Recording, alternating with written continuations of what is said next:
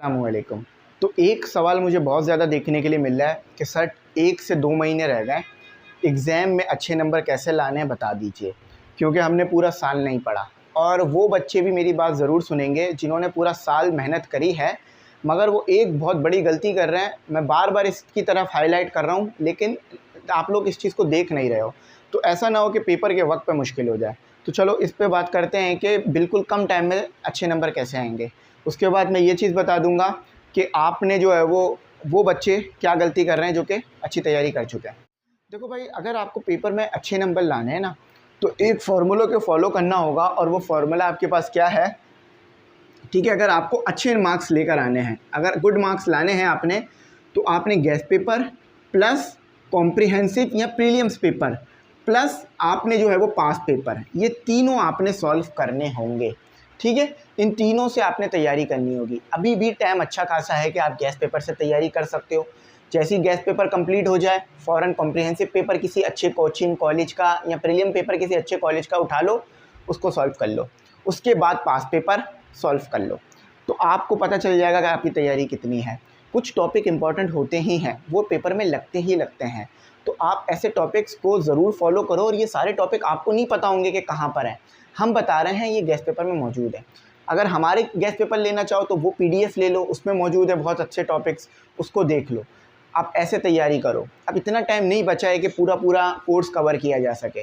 खुद बताओ, कोर्स को डिज़ाइन ऐसे किया जाता है कि साल भर बच्चा पढ़े तो जाके कवर हो, या 1 महीने में कैसे कवर करोगे। ठीक है, तो मैंने जवाब दे दिया। अब बिल्कुल भी आपने टेंशन नहीं लेनी। प्लस लिखा है मैंने, और नहीं लिखा है। प्लस का मतलब ये है गेस्ट पेपर भी करने हैं, कॉम्प्रिहेंसिव प्रीलिम भी करने हैं और पास्ट भी करने हैं। अच्छा, आप केमिस्ट्री अगर फिज़िक्स के पास नहीं है तो क्या हुआ, आप जो है पुराने उठा लो पेपर, उसमें कुछ चैप्टर सेम हैं तो उधर से तैयारी हो जाएगी और सवालात भी सेम है। अच्छा, अब आ जाओ यहाँ पर वो बच्चे जो कि पूरा साल तैयारी कर रहे हैं या 4-5 महीने से तैयारी कर रहे हैं, वो क्या करें। रिवीजन मुझे पता है आप लोग नहीं कर रहे हैं। मुझे कोई बच्चा बोल रहा है सर मेरे बस 3 चैप्टर रह गए हैं, मेरे 4 चैप्टर रह गए हैं, तो फिर रिवीजन कब करोगे। पेपर के टाइम पे, पेपर के टाइम पे रिवीजन नहीं किया जाता। पेपर के टाइम पर क्विक जो है वो एक गो थ्रू कर लिया जाता है। रिवीजन करने का सबसे अच्छा टाइम होता है पेपर से 1-1.5 महीना पहले, ताकि जितना भी आपने पढ़ा है उसे एक बार देख लो, उसको कर लो, रिवाइंड कर लो, रिपीट कर लो, ताकि आपको याद आ जाए बात। तो इसीलिए रिवीजन बहुत ज़रूरी है। अगर आपने रिवीजन नहीं किया तो जो आपने पूरे साल मेहनत की होगी ना, उसका सही सिला नहीं मिल पाएगा। समझ लो ये इस तरह की बात है कि आपने दाल बनाई, तड़का नहीं लगाया, तो क्या दाल मज़े की लगेगी? नहीं, है ना। तड़के के बगैर दाल इतनी मज़े की नहीं लगती। होती तो बेशक दाल मज़े की है, लेकिन तड़के के बगैर ज़्यादा मज़ा नहीं आ रहा होता। तो दाल बनाने के बाद तड़का लाजमी है। लड़कियाँ मेरी बात इसको अच्छी तरह समझ जाएंगी और लड़के भी समझ जाएंगे, आखिर खाते तो वो भी है ना दाल।